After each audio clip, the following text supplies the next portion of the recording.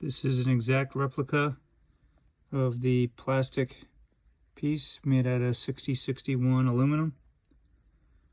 Guaranteed never to crack or break. Here's all the different models that this fitting will fit. There may be others, but those are the ones that I know of. And here's a quick tutorial on replacing the plastic fitting on a BMW E30 clutch master cylinder. Works out nicely to have a set of these plastic clip removal pliers. Fit it in between the fitting and the housing, and then it helps pop it right out.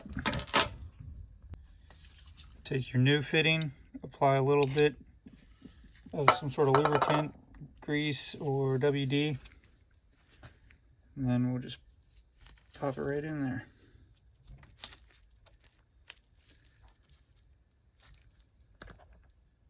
That's it.